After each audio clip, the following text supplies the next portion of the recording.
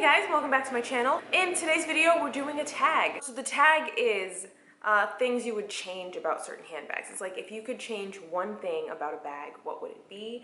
And I have been thinking about creating something sort of like this for the past couple of months, and there are just a couple of topics that I wanted to cover on different bags that I love, but they're just missing, either missing a single thing or have one extra thing. Like nothing is exactly perfect. Like there's a ton of things that I look at where I'm just like, you're almost there. I find that I tend to be really picky about things, but I also think that it's completely justified to be this picky when we're talking about spending this much money on a handbag. If there's anything you would change, if there's anything that you, or on the flip side, have you found your unicorn bag that's absolutely perfect that you would change nothing about? That's what I really want to see. So give me either of those two things down in the comments below. So the first one, none of you will be at all surprised to hear. All flap bags should have a back pocket. It should be illegal to create a flap bag that doesn't have a pocket in the back. That's it. That's really it. Because you know what? There's nothing that I despise more in a bag than something being fussy. Let's say you're wearing something that doesn't have pockets, like a dress. You hear your phone ring and you have to go open up a turn lock, then open up the flap, and then you dig inside around, and now you've missed your call. Yes, obviously first world problems, but I feel like we have figured this out. Just put a pocket in the back for a phone. That's it. I have challenged myself to never buy a flat bag without a back pocket, and there are literally, they are an anomaly on the market, and it is mind-boggling to me why that is the case. I'm gonna get off the soapbox for now, but just know I have laser daggers in my eyes every time I see a flat bag without a back pocket. Number two is just another design and construction thing. This isn't about a specific bag, and that's magnetic closures. And what's really odd to me is that a lot of the time the lower brand designers will get this thing right, and the higher tier luxury brands will just want you to have like a push pin button clasp. I'm not exactly sure what they're called, but just a button where you have to search around to find the piece and push it in together to close the bag. And guess what? We also know about magnets, and I just do find it really disappointing and upsetting that so often the higher tier fashion brands get this wrong, and the more affordable brands down to the H&Ms and Forever 21s in the world get this right all the time. I don't know, I guess the theory is that, you know, bargain shoppers aren't gonna deal with fussiness, and for some reason luxury buyers are. I don't get that. What is that? I just think that there should be more magnetic closures on handbags. Maybe it is cheaper, maybe it is less luxurious, but I think part of luxury is convenience, is like ease of use. Part of luxury is great design. So pardon me to make the leap that easy to use and luxury should kind of go together. I don't know. So the first actual bag on my list is going to be the Chanel Reissue 226. Okay, no, I take that back. What I do mean to say is that the Chanel Classic range comes in the rectangular mini and the square mini and all that. There is the small, the medium, the jumbo, and the maxi. I think there needs to be a size between the medium and the jumbo. And personally, among that range, I think the small and the medium are way too similar to the point of redundancy. The small should be completely nixed and replaced with something between the jumbo and medium, which is exactly the size of the Chanel Reissue 226. And I think that there should exist a bag exactly that size in the classic range. I'm not personally a fan of the reissue. I just don't really like the lines on it. For me, with classic Chanel, I really do like the double C turn lock. I think it's just really iconic.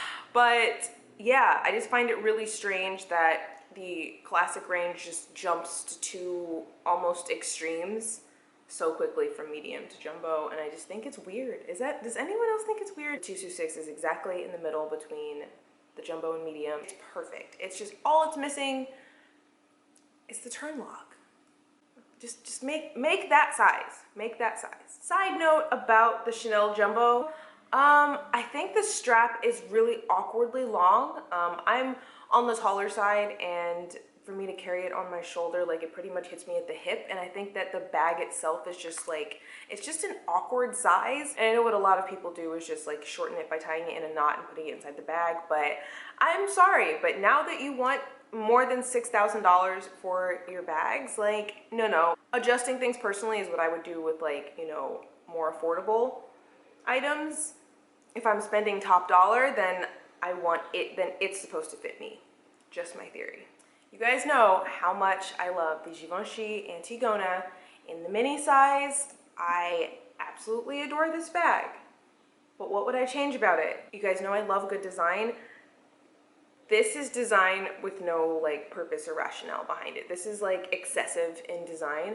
I think that it would have done really well for this bag to just have a regular lobster claw. Basically, this strap is now proprietary and can only be used on this singular bag, which is really annoying. When I buy bags that have detachable pieces, I like to be able to interchange them with other items within my wardrobe, and I'm unable to do that with this bag, or sorry, with this strap. But the reverse is not true for other straps onto this bag. So because it just has a regular loop, just like anything else, I can clip on a lobster claw, so I can still put my Louis Vuitton strap potentially on this.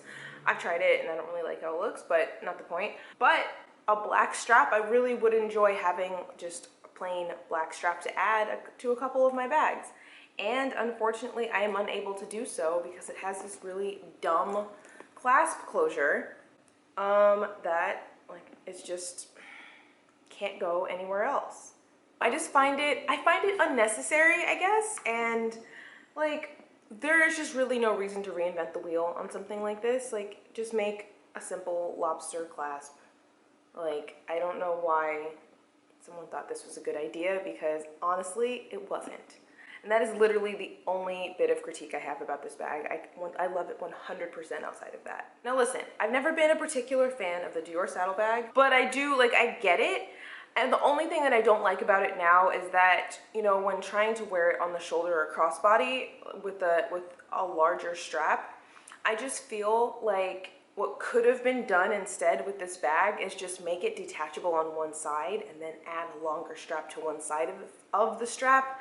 I'm explaining it verbally, and hopefully I'll be able to explain it visually, because I'm sure what I just said made no sense. But yeah, if this strap could just come off on one side and then you could add something to lengthen the strap rather than just haphazardly adding on an additional strap to a place where there kind of isn't room for one, and then the original strap just kind of like flops awkwardly inside.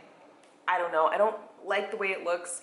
And I think that, again, there's a way to do most anything. And I feel like just this wasn't it. I feel like if it was designed well, and if it was designed to have a better strap, or to make availability for a longer strap, then, you know, just make it so that we can clip it on one side. Don't just like insert one into a weird place, because this, I feel like, doesn't make any sense. For another one out of my own collection, we have Louis Vuitton Belmont. This bag is my child. This is the first bag that I ever bought myself, but the thing I would change about this, and I've been saying this at this point now for 5 years, I don't know.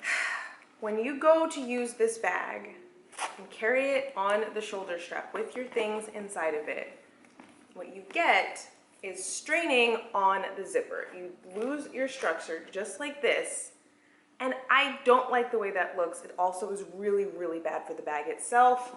What I wish is that this bag had some sort of boning along the zipper, so that it wouldn't collapse in the areas like I just showed you.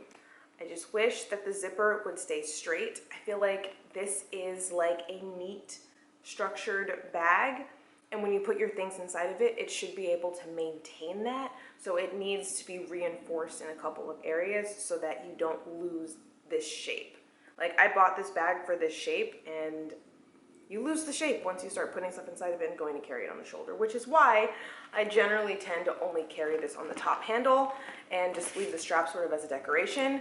and I very rarely use the shoulder strap, which makes me sad because it's part of the reason why I bought it was that the strap was available to use, and now I just really kind of don't use it. It would make using this bag a lot easier and a lot better if it just had some sort of like, yeah, basically boning wire something to just hold this straight line, because this straight line like pretty much is the bag to me. I don't know. Is the Louis Vuitton On The Go tote.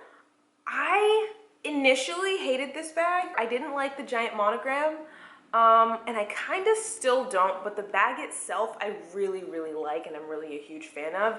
I think I'm at a point where I've made my peace with the giant monogram because like I said, I did not like it when I first saw it. I think it's like a bit much, but I wish this bag were monogram or were reverse. I wish it were one or the other. Why is it both? I love this bag and I actually am thinking about buying it. Another thing is, how amazing would that bag look in damier ebene? It's been years of me looking at Louis Vuitton bags and saying, oh, that's great. Why don't they just make it in damier ebene? Another thing about that bag is I know a lot of people like to gush over the red interior on bags, and I've never been that person. I'm not a red person. Even with the reverse print that I don't like, I think it would have been a much better fit if the Louis Vuitton On The Go had this color interior. This is like the burgundy microfiber interior. I hope you guys can see that, right? I just think that this would be such a better color for the interior of that bag. I think the red is a bit like too loud, and I think that when you have the reverse monogram going with the giant monogram, when you have it going with like the other print on the outside, to have a whole bright interior on the inside, I feel like it's just too much. It turns me away from the bag even though I really, really, really like it a lot. So the On The Go is totally my style. It's just that there's just too much going on for me to be able to like really look at it and say, yes, I would like to spend $2,500 on this. I wish it would pick like one of those things to do instead of doing like all of those things. I don't know. By the way, I feel like everyone really loves red. Are there any non-red lovers? I feel alone on an anti-red island, and I want to know if there are other people out there who are just not red people. I'm not a red person. As I stare at my bright red luggage that I have to unpack. This video was super, super fun to do, and I'm going to tag a couple of ladies down below in the description box to do it. I'd love to see anyone's responses, and if you do not have a channel, please comment down below. What are your thoughts? What are some bags that you really love, but you would change something, no matter how big or small? And P.S., comment below if you agree the On The Go should come in damier ebene. Anyways, that's all I have for you guys today, and I'll see you in my next one. Bye.